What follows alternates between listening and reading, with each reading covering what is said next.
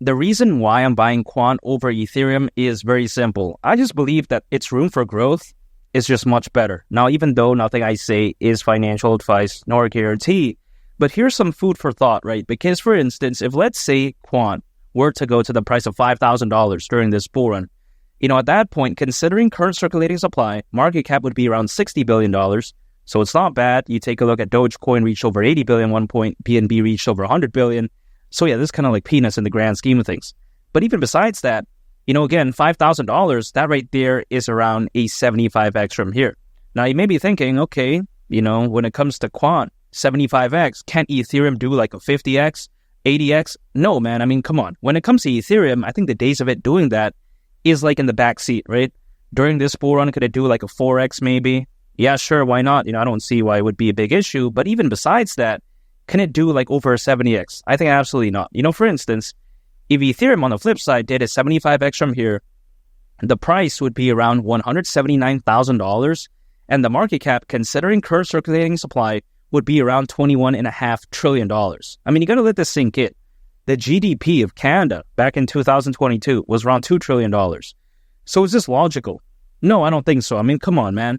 This is like kind of insane. Again, I'm not saying that Ethereum is fundamentally caca or something like that. I'm not saying that. But I'm just saying in terms of room for potential growth, I think Quant at this point just completely defeats Ethereum. Here's the thing. I'm not in the world of cryptocurrencies to search for dinosaur bones. I'm not an archaeologist. That's not my style, man. I'm looking for the new and improved thing. I'm looking for something that could potentially, again, be the next big thing. I'm not looking for the big thing, if that makes sense. If I got an Ethereum like years ago, fine. But as of right now in 2024, again, so close to 2025, I'm looking again for something that could potentially be amazing. And I believe that hypothetically could be something like Quant. Because even if you take a look at Quant, right, it's so revolutionary. You take a look at the Quant network. It allows something called a multi-chain application to be built through something called the Overledger OS. Now, as the name goes, a multi-chain application is an application that is built on top of multiple blockchains instead of just one. And you may be wondering, okay, what's the benefit of something like this? Because the benefit of this is that, basically through this, right, quite essentially an application doesn't only have to rely on one blockchain, meaning that let's say someone builds an application on only just one blockchain. This blockchain may have some fundamental compromises. So, of course, then the app can't really be perfect, right? Because, for instance, sometimes people may like the scalability or the transaction speeds of a blockchain, but then maybe they don't really like, the gas fees. Like, for instance, who knows, whatever the case may be. Or sometimes they don't like the security aspect. Now, again, this is where a multi-chain application steps in because, I can, for instance, build an application that is built on top of the, Stellar blockchain, which is lightning fast. So that's amazing. But also at the same time, leveraging the security of the Bitcoin blockchain, which I do believe is very secure. I can do that through the Overledger OS. So yeah, that's very amazing. Sometimes people don't really consider this when it comes to Quant. They just think it looks cool and it's fancy. But I think that it goes much deeper than that. And the Quant network is truly something special. Because let's not forget, the Overledger network also makes up the Quant network. Now, what this is that it's basically made up of the Overledger OS users. And on there, right, these users, they can share their data, their apps, their resources, and of course monetize them. So yeah, that's very wonderful overall. So if you take a look at the Quant network, is it like the most flashy one out there? Is it the most fancy? No, I mean, it's kind of simple if you really think about it, even though it's very revolutionary. But again, if you actually take a look at it, it's not that overly complicated. It's not like this difficult thing to understand. Sometimes I take a look at a project, right? And their ecosystem has like 30 different things, and then it's all random nonsense. It's like, caralho, porra. It's like, just make it simple, man. Just focus on a couple things, and we're good there. There's really no need to make an ecosystem have like 40, 50 different aspects for no complete reason. And sometimes I take a look at the aspects, they're not even up and running properly. So yeah, that's complete caca. I really like Quant because it's so simple, and I think it's very easy to understand. Not to mention, when it comes to Quant, its supply is like so rare, really, if you think about it, because sometimes people like to praise the rarity of Bitcoin, and it's not like it's not rare, right? I mean, maximum supply is 21 million. And also, on top of that, you take a look at how there has been a lot of these stories, right? Or should I say horror stories, nightmares of like people who held Bitcoin like 10 years ago, they acquired it, let's say, and then now they don't know the password and they have like, $100 million worth of Bitcoin or like 50 million. So in reality, actually, Bitcoin is very rare because we don't really know the true number of the lost amount of Bitcoin. Technically, it's not lost, but it's like, people can't access it anymore, allegedly, right? So of course, it means that Bitcoin is far more rare. But even if, let's say, there's 5 million Bitcoin lost, even let's say as a worst case, maybe, right? That's still not even the maximum supply of Quant. You got to think about how when it comes to Quant, now, of course, this is depending on the exchange, on the website, but it hovers around 14.6 to 14.8 million. You got to think about that. That's so rare. So again, even if, let's say, 5 million Bitcoin was thrown away, let's say, it just was disappeared, just got lost, whatever, that's still not even the total supply, or should I say maximum supply of Quant. So yeah, that's how crazy Quant is. I mean, this is how amazing it is. I mean, come on, right? Quant is not only far more rare than Bitcoin, but the use case is far better. It can be used for enterprise licenses, developer licenses, gateways and staking. Also, you take a look at, for instance, application users. I mean, the list endless, it feels like. So of course, I'm not going to say everything, but I think you get what I mean by that. When it comes to Quant, I understand that, again, it doesn't have the fans or hype of a Bitcoin, and I think it never will have that, right? I think when it comes to Quant, it's going to have its own place. I don't think it's ever going to defeat Bitcoin. I'm not saying that. But when it comes to Bitcoin, even despite the Bitcoin ETF, the amount of institutional investors, the amount of enterprise adoption, the use case really isn't all that dynamic. Now, I understand that there are Bitcoin layer 2s out there that could potentially give Bitcoin new use cases, but I think Bitcoin at its core really isn't this dynamic thing. Now, it's not supposed to be, in my opinion, but again, it would be great to have that.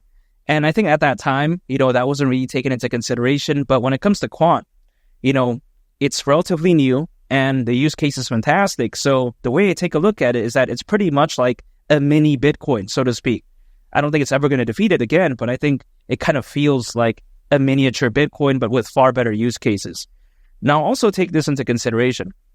One of the partners of Quant is Oracle, which is, supposedly the world's largest data management company. So yeah, that's amazing. Also, Quant, they have their very own NFT standard called QRC 721. So if you take a look at Quant really as an overall package, it's very amazing, easy to understand, very simple, and also on top of that, it's just very revolutionary. So I think it pretty much ticks all the boxes. A lot of people out there, they focus on meme coins, AI projects, and don't get me wrong, I like them as well, at least some of them. But sometimes people don't focus on a project like Quant, which is kind of in its own niche if you really think about it, being focused on multi-chain applications in a sense. People don't really consider that. But of course, these large-scale enterprises, I think they're going to like something like this because when they build an application, right, they don't really care about, trying to FOMO into a blockchain that has the hype, the fans. They're not on X or Discord or something like that, getting the opinions of people there. They're not doing that, man. Again, when they want to build an application, I think they're going to want to use something like the Overledger OS because, of course, they want to take advantage of, the best qualities of each blockchain, right? They may not necessarily care about the fans. I mean, as long as they're not launching like a meme coin or something like that, you know what I mean? So yeah, when it comes to Quant, I think it's very revolutionary. I think it's very amazing. And sometimes people often underestimate this bull run, right? They think it's trash. They think it's like in the past. They think, oh yeah, the peak was like months ago. But, Bitcoin hasn't even reached the price of $100,000 yet, even though it did break a new all-time high this year. Even despite that, it hasn't done that. So I don't know why people keep saying the bull run's over. Personally, I think that even though I don't want to acquire any Bitcoin and even though I don't want to, I still do believe that 150,000 really wouldn't be out of the realm of possibility because, again, with all those amazing factors, I don't see why not. There's also over 600 million crypto owners as we speak. So yeah, that's insane. So I think as Bitcoin, reaches those great heights, and of course, I think Quant is really going to depend on Bitcoin doing that. If it were to do that, reaching the price of 150,000, let's say, could you imagine what happens to altcoins and also Quant as well, right? I think it's going to go along with the ride. At that point, $5,000 really wouldn't be crazy whatsoever. And what I really like about Quant is the fact that, it has this focus on enterprise adoption, which sometimes people kind of ignore because they think it's not, important or anything like that. But I think it's very crucial because enterprises, when compared to the retail market, they have the fans, they have the volume, and have the capital to allow for that type of growth, or should I say massive growth. So sometimes people ignore that. But I think this right here is a aspect that sometimes people often ignore, but I think it's a mistake, in my opinion, not financial advice. Now, it's not like we have to really wait that much longer anyways. Around a year from right now, we could very well see things that are completely different, the sentiment, everything like that, because as a worst case scenario, altcoins, they've been known to peak around 18 months after a Bitcoin halving event. The last Bitcoin halving event happened back in April, so 18 months is basically October next year. So again, Worst case is a year from right now. Basically, could happen sooner. Absolutely. Could it happen like April, May? Maybe. Only time will tell, but I'm prepared either way. I'm dollar cost averaging. Anytime I earn income, I'm acquiring, I'm holding, and I'm just waiting. That's it. I like to keep things simple because, again, I think, simplicity is key. And literally, it's so simple, right? Just acquiring, holding, and just waiting. And again, Quant at the price of $5,000 really wouldn't surprise me whatsoever. If I could only put all my eggs into one basket during this bull run, Quant or Ethereum, hands down, I'm choosing Quant. I think room for growth is just much better. And I'm looking for that in the world of cryptocurrencies. I'm not looking for like minimal gains. If I was doing that, then I'll go into stocks or something like that, S&P 500, whatever, right? Again, I'm looking for something like Quant because I believe that it's a winner here for me. And $5,000 wouldn't surprise me at all during this bull run. And by the way, if you want to know my exit strategy for Quant, and also on top of that, if you want to know other hidden gems that I'm holding in my portfolio, and also on top of that, if you want to ask me advice on content creation, how to make videos, how to grow an audience, feel free to join my Discord. The link is in the description below. Right there, you can interact with me on a closer basis, and I look forward to seeing y'all there. And make sure to subscribe if you gain value from this video. I'd greatly appreciate it. It's been Lee the Captain, and I'll catch y'all on the next one. I'm out. Peace. Bye.